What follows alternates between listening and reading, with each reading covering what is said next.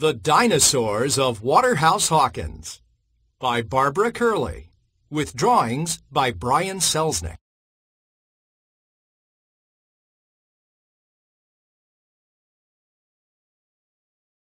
Another person. As you read about Waterhouse Hawkins, genre. A biography is a story of a person's life written by another person. As you read about Waterhouse Hawkins, notice how the author presents major events in his life.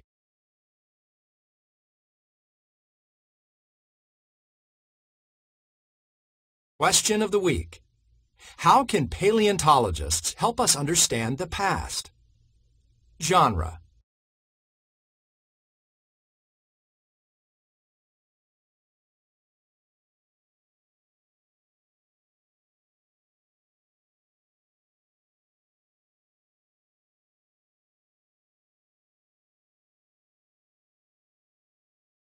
London, 1853. Horse-drawn carriages clattered down the streets of London in 1853. Gentlemen tipped their hats to ladies passing by. Children ducked and dodged on their way to school. But Benjamin Waterhouse Hawkins had no time to be out and about. Waterhouse, as he liked to call himself, hurried toward his workshop in a park south of town. He was expecting some very important visitors. He didn't want to be late. As he neared his workshop, Waterhouse thought of the hours he'd spent outside as a boy. Like many artists, he had grown up sketching the world around him. By the time he was a young man, he'd found his true passion, animals. He loved to draw and paint them. But what he really loved was sculpting models of them. Through his care and hard work, they seemed to come to life.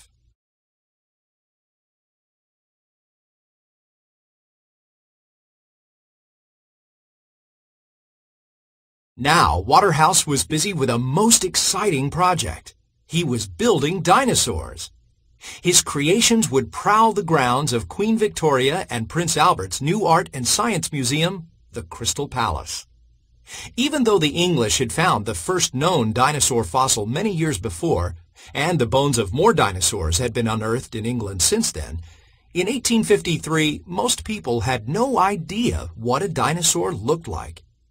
Scientists weren't sure either, for the only fossils were some bits and pieces, a tooth here, a bone there. But they thought that if they studied a fossil and compared it to a living animal, they could fill in the blanks. And so, with the help of scientist Richard Owen, who checked every muscle, bone, and spike, that's exactly what Waterhouse was doing. He wanted to create such perfect models that anyone, a crowd of curious children, England's leading scientists, even the Queen herself, could gaze at his dinosaurs and see into the past.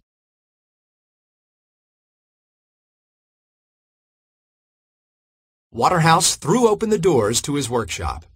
Nervously, he tidied up here and there. His assistants came, then Richard Owen. At last, the visitors arrived, Queen Victoria and Prince Albert.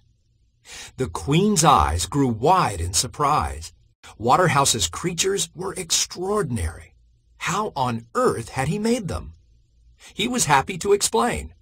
The iguanodon, for instance, had teeth that were quite similar to the teeth of an iguana.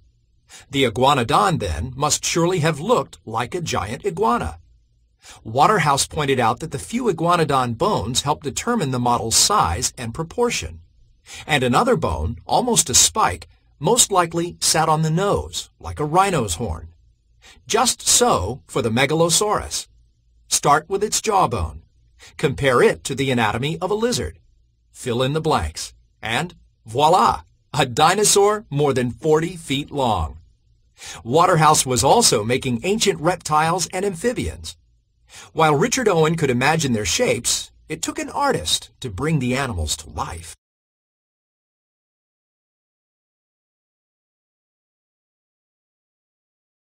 Designing the creatures was only the first step. There was still the monumental task of building them. Waterhouse showed his guests the small models he'd made, correct in every detail, from scales on the nose to nails on the toes. With the help of his assistants, he had formed the life-size clay figures and created the molds from them. Then he erected iron skeletons, built brick foundations, and covered the whole thing with cement casts from the dinosaur-shaped molds. It is no less, Waterhouse concluded, than building a house upon 4 columns.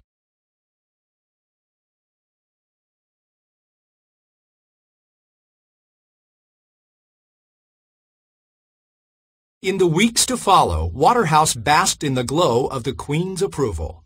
But he would soon face a much tougher set of critics, England's leading scientists.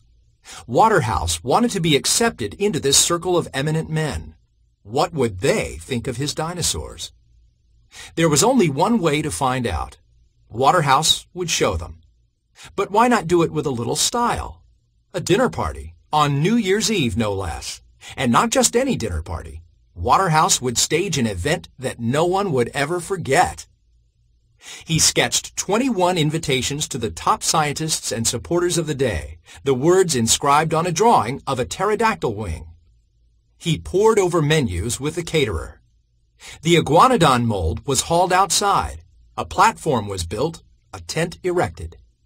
As the hour drew near, the table was elegantly set, and names of famous scientists, the fathers of paleontology, were strung above the tent walls. All was ready. With great anticipation, Waterhouse dressed for the occasion in his finest attire. He was ready to reveal his masterpiece.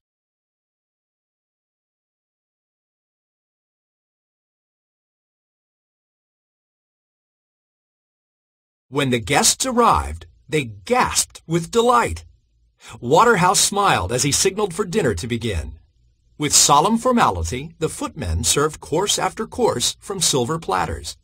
Up and down the steps of the platform they carried the lavish feast: rabbit soup, fish, ham, and even pigeon pie. For dessert, there were nuts, pastries, pudding, and plums. For 8 hours, the men rang in the new year. They laughed and shouted. They made speech after speech, toasting Waterhouse Hawkins. All the guests agreed. The iguanodon was a marvelous success. By midnight, they were belting out a song created especially for the occasion. The jolly old beast is not deceased. There's life in him again.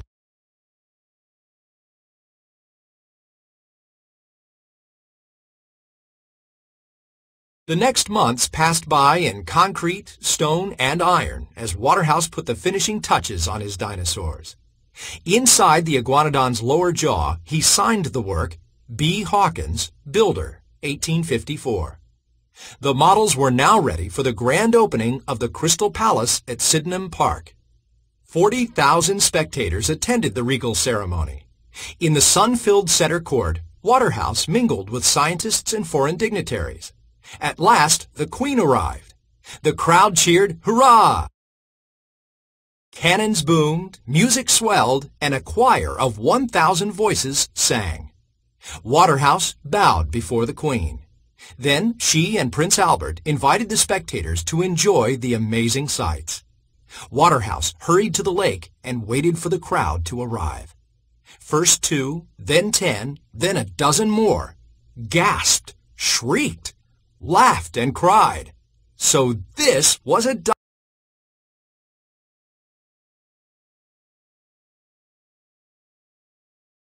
Afterward. In 1868, Waterhouse traveled to the United States to create the first ever model of a complete dinosaur skeleton. The model went on display to amazed visitors of Philadelphia's Academy of Natural Sciences. Waterhouse also worked on making more dinosaur sculptures for a museum in New York City's Central Park. But before he could finish, vandals broke into his workshop, smashed the models to pieces, and buried them in the park. Today, pieces of the dinosaurs of Waterhouse Hawkins are still buried somewhere in Central Park.